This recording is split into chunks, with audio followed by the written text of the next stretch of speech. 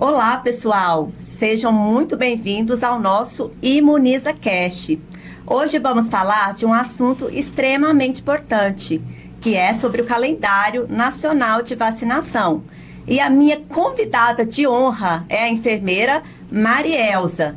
A Marielza, ela é enfermeira da Gerência de Imunização.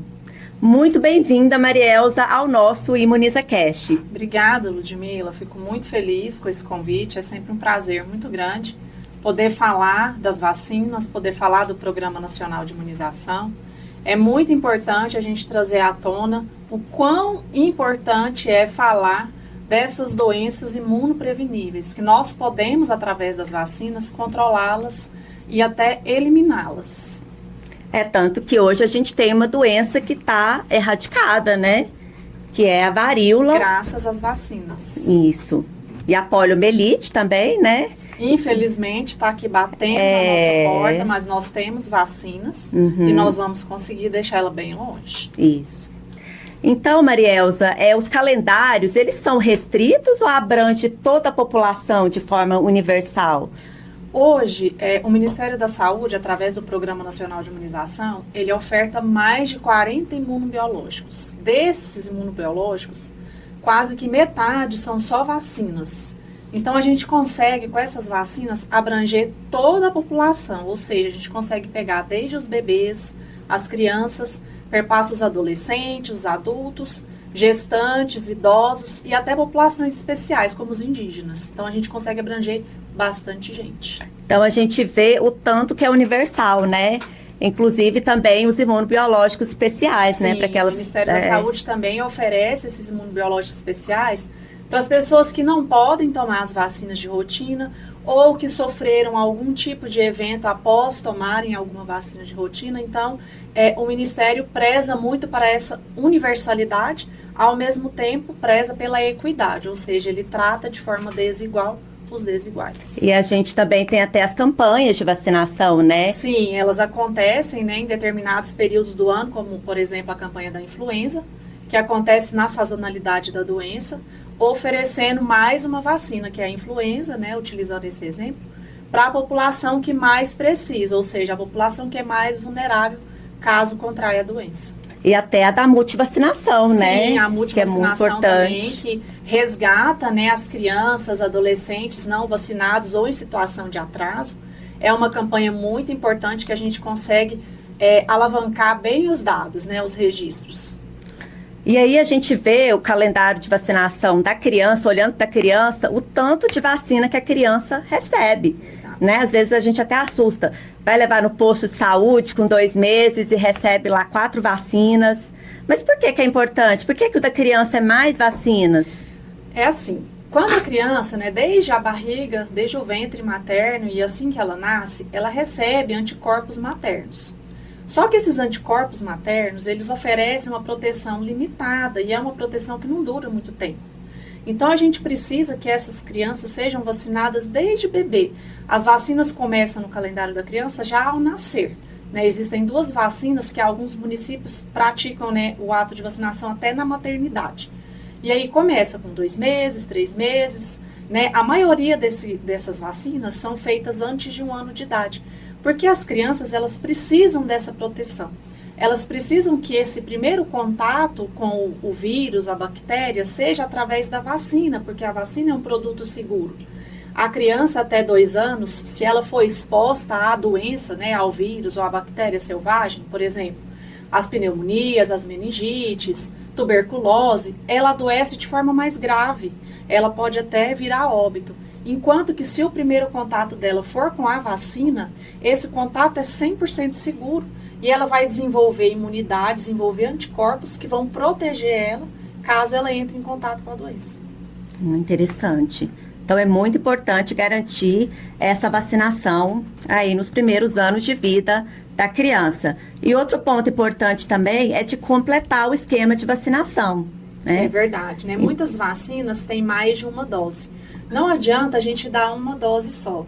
Quando a vacina tem 3, 4 doses, tem reforços, é importante que a gente faça esse esquema completo, né? Incluindo doses e reforços, para que a proteção seja 100% eficaz.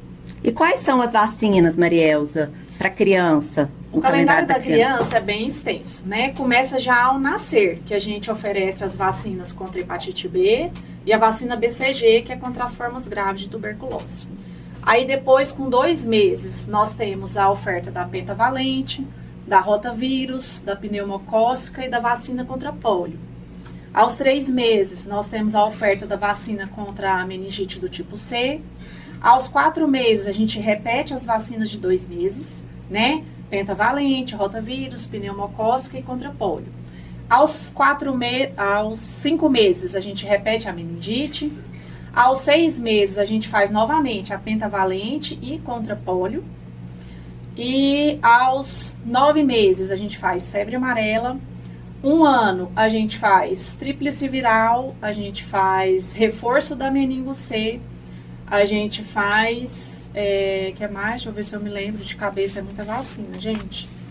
Com 15 meses é a... Com 15 meses a gente faz, faz tríplice viral, faz pneumo 10 e meningo C de reforço. Aos 15 meses a gente faz tetraviral, a gente faz hepatite A, faz reforço de pólio e reforço de DTP. Aos 4 anos a gente faz novamente reforço de DTP, reforço de febre amarela e reforço de varicela. Aos 5 anos, a gente já começa a avaliar o que a criança perdeu desse esquema básico, desses reforços, para a gente resgatar ou para a gente iniciar. Febre amarela, por exemplo, se ela não fez, ou se ela fez uma dose só antes de completar 5 anos, a gente faz, né? Tem também a pneumo 23 nessa faixa etária para as crianças que são indígenas, né? Então, crianças indígenas com 5 anos, a gente faz uma dose de pneumo 23 nessa população. A partir de 7 anos, a gente já olha também para fazer resgate, porque algumas vacinas ela já não vai mais poder fazer do calendário da criança, mas ela pode entrar aí no calendário do adulto. A gente vê o que ela não fez para fazer o complemento do esquema vacinal, dar continuidade ou fazer o que ela nunca fez. E outra vacina importante também, né, Marielza, é a do Covid, né? Sim, verdade. Que ela... Dos 6 meses aos 4 anos, essa vacina entrou na rotina da criança. Então, a gente está ofertando essa vacina também a partir de 6 meses. 6 meses, que ela está no calendário também, né? Está no calendário, ela é rotina da criança. Uhum. E aí, a sequência, né, da vacinação é no calendário do adolescente. Verdade. Né? Ela começa ali, né? Existe uma divergência muito grande do que é adolescente e o que é criança. Mas a gente começa ali, por exemplo, com 9 anos a gente faz o HPV. Mas o HPV ele pode ser feito até 14 anos, então ele entra também no calendário do adolescente. Própria do adolescente seria a meningo ACWY, que a gente faz de 11 a 14 anos. Mas o adolescente, ele entra, né, resgatando o que ele não fez na infância ou completando o que ele fez. Às vezes, vacinas que são 3 doses, ele fez uma dose só, fez 2. Na adolescência, a gente resgata. E é um público que a gente precisa trabalhar muito, a gente precisa sensibilizar bastante, porque é a idade que está conhecendo, é a idade que gosta de experimentar, né, que começa a interagir mais socialmente. E é uma idade que eles acham que eles não estão expostos a riscos, que nada vai acontecer com eles. Então, é uma faixa etária que a gente precisa ter muito cuidado, muita intervenção, e uma intervenção que vai falar a língua deles. Então, a gente precisa conversar de uma forma diferente, fazer uma triagem, né? Às vezes, tentando abordar uma linguagem que eles falam, para chamar eles para a sala de vacina. Porque a partir do momento que você chama um adolescente, que você consegue convencê-lo a se vacinar, ele chama os amigos, ele chama a família, e aí a gente consegue levar mais pessoas. Os adolescentes são bem resistentes, né, à vacinação. Eles têm esse pensamento que nada acontece com eles, que eles vão sair, eles não vão ficar doentes, se ficar doente não vai passar para os amigos, não tem problema encontrar com os amigos. Então, é uma faixa etária que a gente precisa trabalhar bem a mentalidade deles de se proteger e de proteger quem está perto. Então, os olhos têm que estar muito bem voltados para eles, né? Muito bem voltados para eles. Uhum, certo. E a questão do adulto? Como é que é o calendário do adulto? O adulto, assim como o adolescente, né, a gente vai resgatar o que não foi feito ou continuar o que só começou, né? O calendário do adulto, a gente fala muito, que é o quarteto fantástico. A hepatite B, a contra-tétano, que é a DT, né, difteria e tétano, a tríplice viral e a febre amarela. Então, como são todas vacinas que são feitas na infância, o que a gente precisa olhar? Se ele não fez ou se ele fez de forma incompleta. E aí, no adulto, existem algumas particularidades. Por exemplo, porque o adulto ele pode englobar um profissional de saúde, ele pode englobar uma gestante, que aí já começam a aparecer outras vacinas, né? Não só essas 4. E por que é importante a gestante se vacinar? A gestante, é muito importante que ela se vacine, porque eu falei, né, lá no calendário da criança, quando ela está grávida, a partir de 20 semanas, mais ou menos, ela já começa a transmitir anticorpos através da placenta, e depois que o bebê nasce, através da amamentação. Então, é muito importante que ela se vacine, que ela se proteja para que ela não adoeça, e também para que ela passe os anticorpos da vacina para o bebê.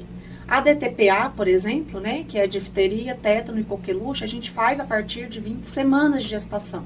Toda gestante tem que fazer essa vacina a cada gestação. Ela tem que ter o esquema dela completo de antitetânica, né? Ela também precisa tomar hepatite B, para ela ter esses anticorpos para se proteger e também proteger o bebê na barriga e depois que nasce. Certo.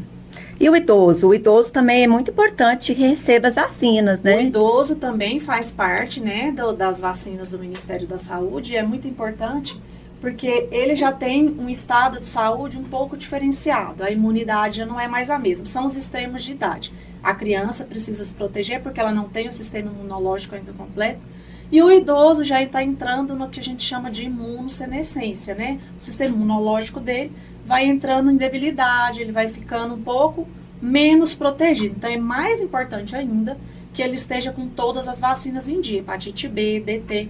O idoso, assim como a gestante, a gente precisa ter uma cautela muito grande com as vacinas vivas, que a gente chama, tríplice viral, febre amarela. A gente não pode dar de forma indiscriminada. Caso aconteça algum problema, por exemplo, o idoso ou a gestante, né, vive num lugar que está tendo um surto de febre amarela. Então, a gente vai avaliar, a gente vai conversar com o médico que acompanha esse paciente e ver a necessidade, ver o risco-benefício. Às vezes é necessário fazer a vacina nesse caso. Ou o idoso, hoje a mobilidade, né, é muito grande. O idoso viaja muito. Às vezes ele vai viajar para um lugar que precisa do certificado internacional. E no certificado internacional precisa constar a vacina febre amarela. Então, caso ele não tenha essa vacina, ele precisa procurar um médico que acompanha de preferência, né, e ver o risco-benefício. Ele pode tomar aquela vacina ou ele vai precisar de uma declaração que ele não pode tomar para ele poder viajar. Então, assim, o idoso, ele precisa muito se vacinar, porque ele também tem um sistema imunológico que já não é tão bom quanto o de um adulto. Uhum. E a questão também da amamentação? A amamentação também é muito importante, né? A gestante que depois que tem o neném amamenta, é um período muito importante, porque através da amamentação, ela também passa anticorpos para o bebê. Então, existem algumas vacinas que por esse motivo a gente não pode dar quando a mulher está amamentando.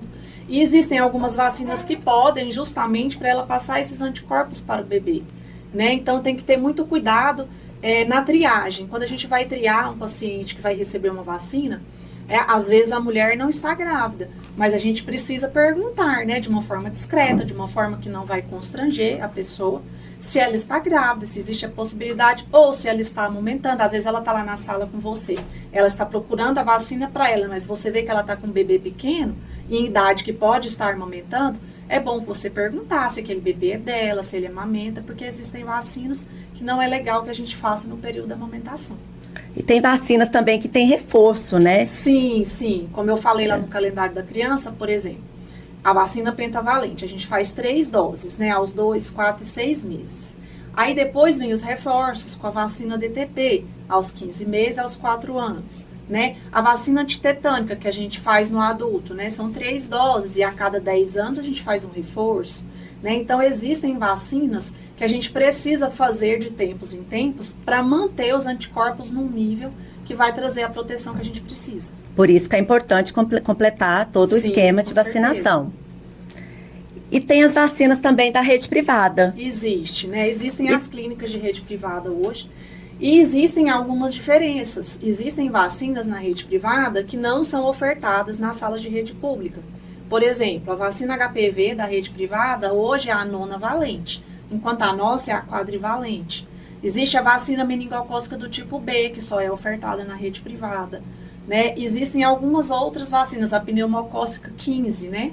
Ela só é ofertada também na rede privada. Então, existe essa diferença. Na verdade, o sistema público... Tem a da herpes zoster. A da herpes zoster também só é ofertada na rede privada. Então, o sistema público e o sistema privado, na verdade, eles se complementam, né? Não existe, eu só posso me vacinar no privado, eu só posso me vacinar no público. Não. A gente pode, né, quem tem condições, fazer um complemento de um com o outro, seria excelente. E nós tivemos um ganho muito grande também em relação à vacina da dengue, né? Sim, que começou verdade. esse ano. E como que é a orientação da vacina da dengue? A vacina da dengue, aqui no estado de Goiás, é uma faixa etária diferenciada. Nós conseguimos abranger, né, mais pessoas com isso.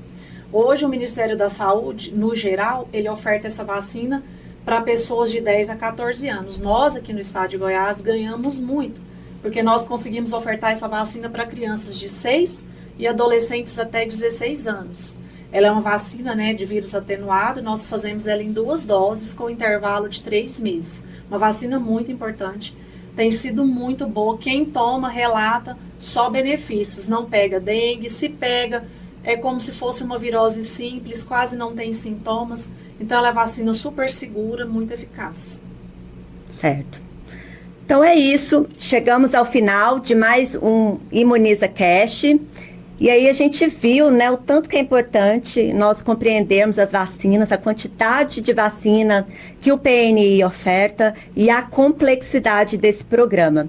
Então é muito importante mesmo estar se atualizando, né, a respeito das vacinas. E é isso, agradeço imensamente a sua participação, Marielza, que foi muito valiosa aqui no nosso Imuniza Cash, e até a próxima. Obrigada pelo convite, foi muito bom, espero que a gente tenha outras oportunidades. E a vocês que estão nos assistindo, vão se vacinar, gente.